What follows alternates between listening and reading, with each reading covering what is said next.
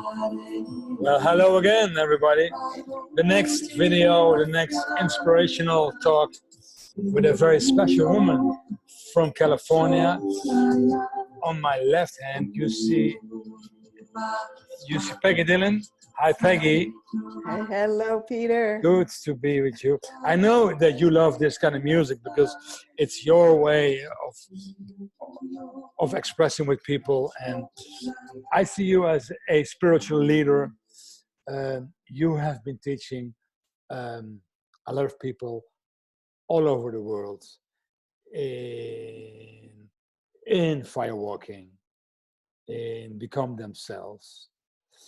We met in, I think, 1995 in the Netherlands. We also worked in Italy, right? At the time, and the most special experience that we did the Inca Trail with you, and that was it's still in my heart, and it was a blessing. This almost a month that we stayed in Peru. But now we are in a totally different world. We certainly are. We are. How are you doing, Peggy? I personally and my family are doing very, very well. Great. So thank you for asking. Mm-hmm. And I heard that your family's doing okay too. So Yeah. I hope that's the same for all of our listeners. Yeah, that's important.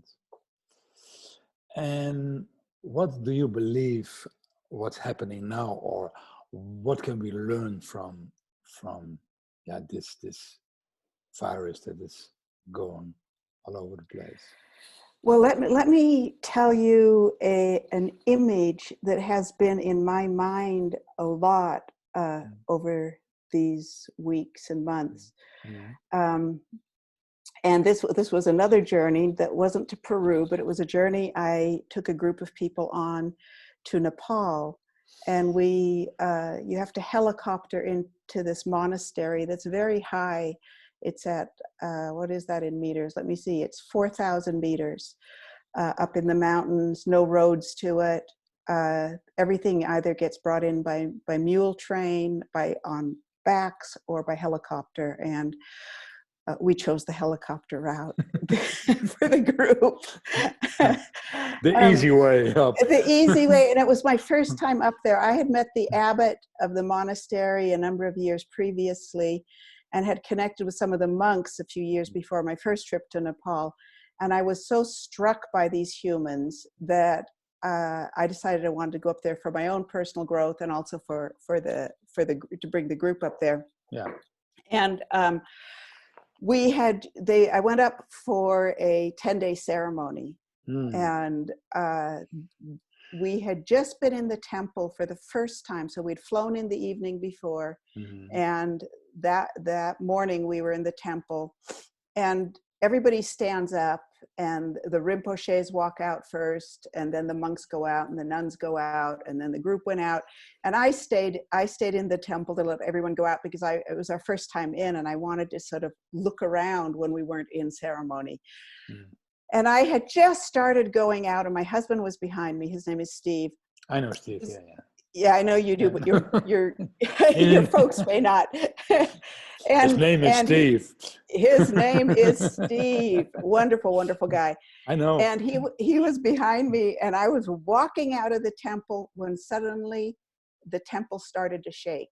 It was that big earthquake that happened 5 years ago. Oh, and it hit at the moment that we were exiting the temple. And this temple's been standing there for a long time, and it was creaking and shaking. Well, we're from California. Earthquakes happen. And I turned to my husband with this sense of delight, and I turned to him and, my God, it's an earthquake. And it went on and on. We're used to these little tremors, where things, but this went on, and then avalanches started coming down because we're way high up in the mountains and we could hear things falling. It was serious. It was serious. And I just went, we're barefoot because in the temple you're barefoot. So I jumped down, got our shoes, put mine down, and handed mine to my husband's to him. And as I turned around, sitting in the back of the temple in sort of a dark area to the left of me was this nun. And she was sitting there with this tender smile. And she sits with a clip to her heart, and the clip going up to the heart of the temple, the center of the temple where spirit comes in. And she's sitting there with this connection, and she's just saying her mantra and this sweet smile. And she sits there for 9 hours a day, and then a new nun takes her place. But the remarkable thing for me, and the reason this image has been so strongly with me during this time, is her world was shaking. They had never experienced an earthquake. She had no idea what was going on. And yet her job was to hold that heart space and to keep that chant going. Yeah. And so what I would like to ask all of your listeners is, what is your heart connected to? Yeah. What is your heart connected to at this moment in time? And what is the mantra? What are the words that keep you connected?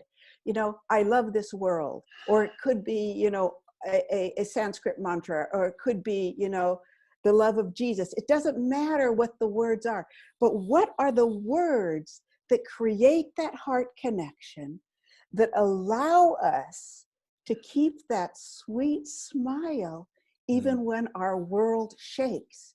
Because our world is shaking now. And it's those of us that can keep that heart connection, that can keep that love flowing, that will be the pillars for our families, for our students, for our friends, and for those that don't know how to do it. And so that is the idea. So then I have a second piece. I know we're running on 10 minutes here, so I'm trying to go. But it was a wonderful metaphor. It was a great story. So good. Thank you. Isn't it fantastic? Yeah. Okay, so there's one other thing from Tibetan Buddhism I want to bring in here, and it's a practice called Tonglen, and again Tonglen, T-O-N-G, Len, L-E-N. Okay, Tonglen, yes. But I don't want to teach the whole practice. I want to take a principle from it. Good. So the principle, the principle is that you breathe in negativity, you transform it in your heart, and you breathe out beauty. So but this is not the world you want to be breathing in negativity from. But watch your own mind. When our minds start going negative, you could use Tonglen. You breathe the fear, the anguish, the sorrow, maybe the anger. I know that you guys have a much better political system than we currently have. I tell you, our current political system is creating quite a bit of anger within many of us. It's not helpful. That's not helpful. It just tears down our own bodies. And so to breathe in from my own mind the thoughts that are not helpful right now. I don't want to use the word negative because they're not really negative. They're appropriate to have fear when things like this are happening, but you don't need to carry them in your body. A body at peace and in joy is much stronger at fighting off any illness. You know, they've done research at Harvard and Yale universities both, and meditation and spiritual practice creates an immune response that'll fight off illness.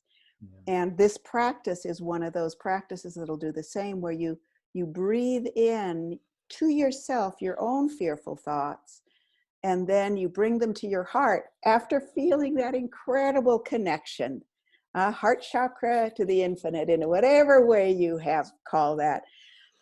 You breathe that into your heart until your heart's just full, and then you breathe out into your own mind and the world that beauty.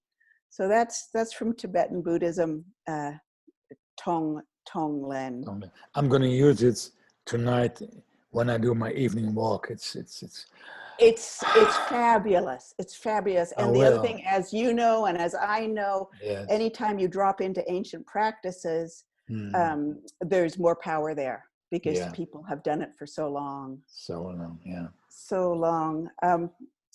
Then the other thing I just wanted to say, Peter, was that I've developed a spiritual practice, which I will be sending to you. Oh, great. Link, so you can let folks know about it. There's a teaching about how to do it.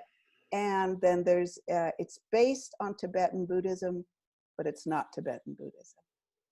It's what they would call Peggyism. Peggyism. And then next, we need it in Holland as well. So I think you have been in my company, I think 8, 9, 10 years ago. So you have to come back and teach this because this is what we need. Oh, I would be delighted, Peter. So let's talk about it. As soon as I can get on an airplane again, my love. Okay, so thank you so much. It's almost our last minute already. Do you have a one-liner that we can use to close this talk? A one-liner, yes. Just what I want to tell your students is that you are safe. You are safe. This universe is safety. You are fine. Look at where you live. Look at the beauty of the flowers, the beauty of your children, the beauty of the people that are around you. And just know, my dears, you are safe. It was a good one-liner. Thank you so much, Peggy. Yes, Peter. I would love to talk more and more and more, but we have to close it now. It's absolutely fine. So blessings thank you. To you. Blessings to you and Steve. And take care. And I hope we can hug again very soon. Soon we can do it anywhere in body instead of virtually. Bye, Peggy. Thank you so much. Bye, bye, bye, bye, bye.